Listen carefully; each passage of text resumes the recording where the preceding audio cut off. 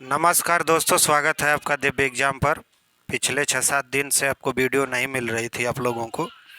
6-7 दिन बाद फाइनली जो है कि वीडियो आ रही है आपके लिए। बहुत इंपॉर्टेंट टॉपिक है एग्रीकल्चर, जो करीब करीब जो है कि हर एग्ज़ाम में पूछा जाता है, चाहे यूपीएसआई हो, चाहे यूपीपी हो, चाहे कांस्टेबल जीडी एग्ज़ाम हो, चाहे टीचर्स का एग्ज़ाम हो। और यहाँ पे देखिए, दो बैलों की जोड़ी, एक किसान जो है कि हल के साथ जो है कि खड़ा दिखाई दे रहा है, चलता हुआ हल। तो एग्रीकल्चर के बारे में विस्तृत पढ़ेंगे। थोड़ी तबीयत जो है कि डाउन हो गई थी, जिसकी वजह से 6-7 दिन से आपको जो है कि कोई मैटर नहीं मिल रहा था, लेकिन फाइनली आज हम आ चुके हैं। कृषि के बारे में बात करेंगे बच्चों। सबसे पहले एक छोटी सी चीज़ हम आपको बताना चाहेंगे कि जो कृषि के तरीके हैं, जैसे सेरीकल्चर्स के अंतर्गत रेशम कीटों का पालन किया जाता है। ये छोटे छोटे फैक्ट हैं, बस ये 1 मिनट का है। इसके बाद जो है कि मेन टॉपिक स्टार्ट होगी। पीसी कल्चर के अंतर्गत मत्स्य पालन होती है। वीटी कल्चर के अंतर्गत अंगूरों की खेती होती है, जानते हैं आप। हार्टिकल्चर में वाणिज्यिक उपयोग के लिए सब्जियों, फूलों और फलों को उगाया जाता है। वाणिज्यिक उपयोग का अर्थ होता है कि कमर्शियल जो है कि एग्रीकल्चर। कमर्शियल का मतलब ये है बच्चों की ऐसी खेती जिसको आप जो है कि बेचने या खरीदने के उद्देश्य से या मुनाफा कमाने के उद्देश्य से आप करते हैं, उसको वाणिज्यिक खेती कहते हैं। ठीक है।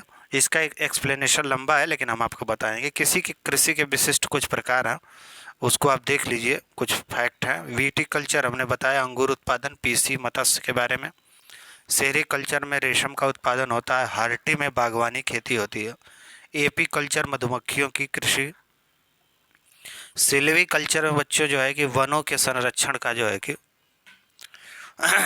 को इसके अंतर्गत रखा जाता है। फ्लोरिकल्चर में फूलों की खेती होती है। मैरी कल्चर में मैरीन मैरीन लाइफ जो होता है बच्चों, उसको कहा जाता है समुद्री जीवन।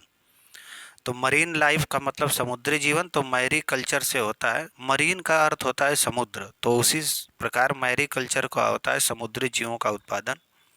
ओलियो कल्चर का है जैतून का उत्पादन। जैतून आप जानते हैं, तेल भी बनाया जाता है, जो बहुत इंपॉर्टेंट होता है बच्चों के लिए। वर्मी कल्चर में केचुआ का पालन किया जाता है। केचुआ आप जानते हैं किसान का मित्र कहा जाता है। आपकी जो है कि मिट्टी को उपजाऊ बनाने में जो है किसानों की सहायता करते हैं। मोरी कल्चर में शहतूत का खेती होती है। टिश्यू कल्चर में ऊतक ऊतक के संवर्धन। ऊतक मतलब टीसू, टीसू को जो है कि संवर्धित किया जाता है। अब हम आपको आएंगे, एक नई चीज़ बताना चाहेंगे बच्चों। हालांकि इससे आप लोग जो है कि परिचित हैं, लेकिन फिर भी मैं फिर से समझाना चाहूँगा कि जैविक कृषि के बारे में सुन लीजिए। कृषि में रासायनिक खाद की जगह यदि जैविक खाद का प्रयोग किया जाता है, तो उसे जैविक विधि द्वारा खेती से उत्पादन खेती कहा जाता है। और जैविक विधि द्वारा जो खेती से उत्पादन होता है, उसकी लागत कम होती है, साथ ही साथ कृषकों की इनकम भी अधिक प्राप्त होती है। ठीक है। अंतर्राष्ट्रीय बाजार में यदि बात करेंगे तो जैविक उत्पादन अधिक खरे उतरते हैं। यानी अंतर्राष्ट्रीय बाजार में जैविक उत्पादन, यानी जैविक विधि से आप कृषि किसी भी प्रकार का कृषि उत्पादन करते हैं तो उसकी डिमांड अच्छी रहेगी, वो मार्केट में हाई रेट पे बिकेगा। समझ रहे हैं। जैसे मान लो कि कोई किसान जो है टमाटर की खेती कर रहा है, और वो जो है कि रासायनिक खादों का यानी उर्वरक, डीएपी, कीटनाशक, रासायनिक कीटनाशक का प्रयोग करता है, तो उसका मार्केट में 40 रुपये प्रति किलो के हिसाब से बेचा जा रहा है। लेकिन यदि आप जैविक ढंग से करते हैं, यानी कि आप ऑर्गेनिक, उसको ऑर्गेनिक खेती कहा जाता है बच्चों। ऑर्गेनिक खेती के अंतर्गत आप जो है कि गोबर के खाद, हरी खाद तथा कंपोस्ट खादों का यूज कर रहे हैं। पेड़ पौधों की पत्तियों को एक गड्ढे में डाल के उसमें पानी डाल के सड़ा गला के जो खाद बनाते हैं, वर्मी से जो खाद बनती है, इन खादों का उपयोग करके यदि आप कृषि करते हैं तो आपके जो है कि फसलों के अच्छे रेट मिलेंगे। जैविक कृषि के अंतर्गत फसलों का उत्पादन बढ़ाने के लिए कोई अनुवांशिक रूपांतरण नहीं किया जाता। अनुवांशिक रूपांतरण का मतलब है, मान लो बच्चों, सारी चीज़ें, जितने भी जीव हैं इस धरती पे, सबके अंदर आप जानते हैं, सब में जो है कि डीएनए एक इम्पॉर्टेंट रोल प्ले करता है। जीन्स, डीएनए में ही जीन्स होते हैं।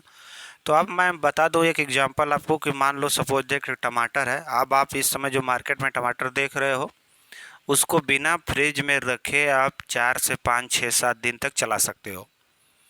लेकिन जो जैविक कृषि के अंतर्गत टमाटर का आप उत्पादन करेंगे तो वो टमाटर 1 से 2 दिन से ज़्यादा नहीं चलेगा अगर टमाटर पक जाए तो ये जो आनुवांशिक रूप से रूपांतरित टमाटर कैसे बनता है, तो मान लीजिए कि किसी जंतु में ठंडे प्रदेश का है, मछली है, आर्कटिक क्षेत्र की मछलियां हैं, तो उनके जीन्स को निकाला जाएगा ठंडे प्रदेश के जंतुओं से, उनके जीन्स निकालकर टमाटर के जीन्स में डाल दिया जाएगा, तो उसके अंदर ठंडई का गुण आ जाएगा और उस ठंडई के गुण के कारण वो अंदर से ठंडा बना रहेगा और लंबे समय तक वो खराब नहीं होगा।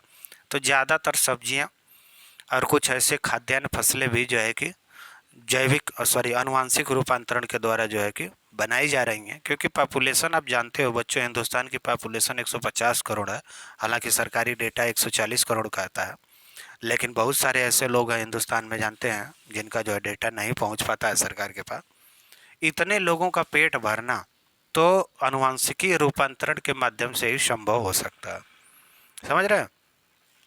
आप गेहूं की प्रजातियों को देख लें, धान की प्रजातियों को देख लें, मक्का की प्रजातियों को देख लें, तमाम तमाम तरह की प्रजातियां हैं। ठीक है। आप फ्रूट्स में बहुत सारी फलों में प्रजातियां हैं, छोटे छोटे पौधे बच्चों ज़्यादा से ज़्यादा उत्पादन दे रहे हैं। इसका मतलब क्या है कि जेनेटिक मॉडिफाई है, आनुवांशिकी रूप से वो रूपांतरित है। समझ रहे हो?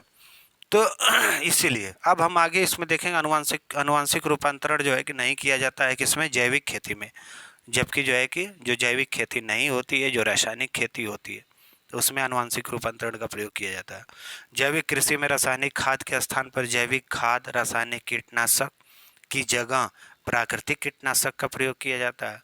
ये पूरी तरह से जैविक। अब देखो बच्चों, एक प्लांट है, ये पौधा आपके सामने दिख रहा है।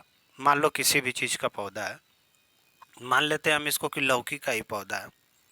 लौकी एक हरी सब्जी है, इसका ये पौधा है और ये जो किसान है इसमें जो है कि देखो जैविक खाद का उपयोग कर रहा है।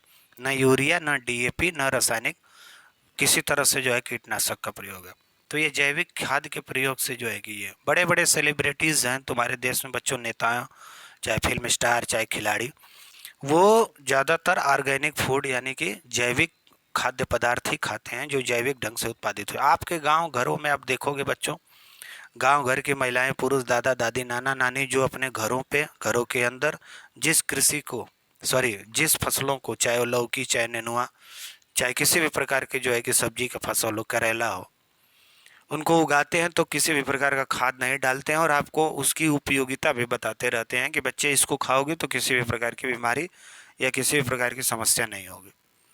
आप जानते हैं क्योंकि बच्चों हरी सब्जियां जो है विटामिन ए का स्रोत होती हैं। विटामिन ए के बारे में कहा जाता है कि जिस व्यक्ति में विटामिन ए की कमी हो गई उसमें जो है कि आपको रतौंधी रोग, तमाम तमाम तरह की बीमारियां हो जाती हैं, शरीर कमज़ोर हो जाता है।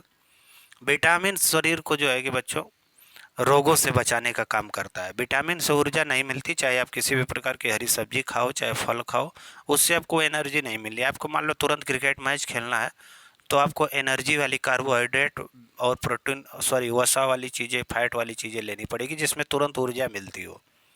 समझ रहे हो? एक गिलास जो है कि चीनी का रस पी सकते हो, उससे तुरंत 100% उसमें ग्लूकोज होता है। यहाँ पे आपको देखा कटशन लिखा है, यानी कि सावधान करके बताया है कि ये जो आपके जो है कि रासायनिक चीज़ें हैं, ये रासायनिक चीज़ें हैं बच्चों, केमिकली चीज़ें हैं। इसको जो है कि लेबोरेटरी में बनाया जाता है, कारखानों में बनाया जाता है। ये जो है कि कृषि में आजकल धुआंधार यूज हो रहा है। इनसे सावधान रहने की ज़रूरत है। इनसे अगर आप खेती में इनका यूज कर रहे हैं तो आपकी जैविक खेती नहीं है। समझ रहे हैं? जैविक खेती के अंतर्गत आपको जो है कि नीम के पत्तों का इस्तेमाल गांव घर में आप देख सकते हो, उसका किया जाता है। ये जैविक कीटनाशक के स्थान पे नीम की पत्ती और तमाम तरह की चीज़ें हैं जो जैविक कीटनाशक के रूप में फसलों के लिए यूज़ की जाती हैं। आप देखोगे किसी भी प्रकार का पौधा, बड़ा प्लांट या पेड़ आपके गांव क्षेत्रों में लगाया गया होता है तो कुछ बुजुर्ग समझदार होते हैं, वो नीम के फल को तोड़ के, उनकी पत्तियों को तोड़ के उनकी जड़ों में डालते हैं ताकि किसी भी प्रकार के कीट कीटाणु उसमें न लगे। तो एक तरह से जैविक उपचार करते हैं, इसको जैविक उपचार कहा जाता है। किसी भी पेड़ पौधे या फसल की बीमारी को दूर करने के लिए यदि आप जैविकीय चीज़ों का प्रयोग करते हैं तो उनको बच्चों जैविक उपचार कहा जाता है। ये सारे शब्द आप सुने रहो क्योंकि ये आपसे प्रश्न में पूछा जाएगा। कोई भी पेपर बच्चों अब आसान होने वाला नहीं है। ठीक है, आप अच्छे से पढ़ो, ध्यान से पढ़ो, समझदारी से पढ़ो, कॉन्सेप्ट बना के पढ़ो, सारे एग्ज़ाम क्लियर होंगे। जल्दबाजी में कोई काम नहीं हो सकता। अगर हमारी बातें आपको पसंद आ रही हैं बच्चों, तो इस चैनल को आप बढ़ावा दें, सब्सक्राइब करें, शेयर करें। हमने बात वादा किया है आपसे कि एसएससी जीडी के सिलेबस के अनुसार, यूपी पुलिस के सिलेबस के अनुसार उनके इम्पोर्टेंट टॉपिक को हम विस्तृत अध्ययन करके बताएंगे। जैसे आपको लग रहा था कि पेपर बहुत टफ है ना, पेपर टफ नहीं है, आप उनकी पूरी टर्मिनोलॉजी को समझे नहीं हो। एक गहन कृषि होती है, गहन निर्वाह कृषि के बारे में हम आपको आज जानकारी देने वाले हैं। एक और नया टर्म है बच्चों, गहन निर्वाह जीवन निर्वाह करने के लिए जो खेती होती है। और गहन तौर का मतलब है कि जैसे मान लो आपने खेत में गेहूं बोया, गेहूं काटा, तुरंत आपने जो है कि उसमें सब्जी लगा दी। गर्मी में हरी सब्जी, यानी इसको जायद की फसल कहते हैं। जैसे ही आपका अप्रैल में गेहूं कटा बच्चों, तुरंत अपने जायद की फसलों को लगा दिया, खीरा, ककड़ी, तरबूज, खरबूज, करेला, दुनिया भर की चीज़ें लगा दी। अब उसका उत्पादन लिए, जुलाई आते आते तुरंत आपने धान धान बो दिया।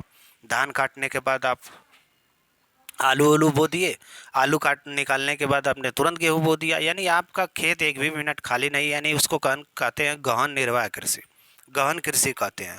अगर वह निर्वाह के उद्देश्य से है, जीविकोपार्जन के है, तो गहन निर्वाह कृषि कहा जाता है।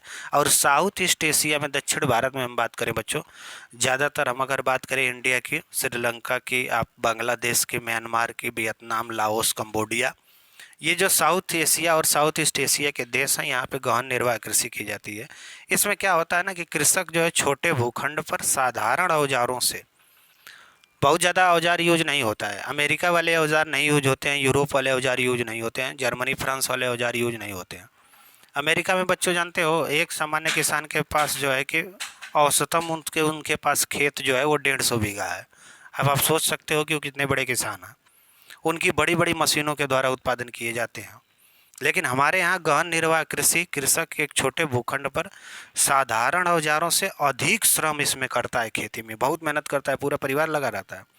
इसके अंतर्गत कृषक परिवार की आवश्यकताओं को पूरा करने के लिए कृषि करता है, परिवार की ज़रूरतों को पूरा करने के लिए खेती करता है, पेट पालने के लिए खेती करता है। उसमें जो अधिशेष बचता है, उस अधिशेष को वो मार्केट में बेचकर कुछ कपड़े वगैरह इत्यादि की व्यवस्था भी करता है। इसमें चावल मुख्य फसल होती है बच्चों, अन्य फसलों में गेहूं बोया जाता है। गहन निर्वाह कृषि में मक्का है, दलहन है, तिलहन को भी शामिल किया जाता है, क्योंकि किसान सोचता है कि दलहन हो गई, गेहूं से रोटी बनी, दाल बनी, तेल जरूरी है सब्जी वगैरह के लिए।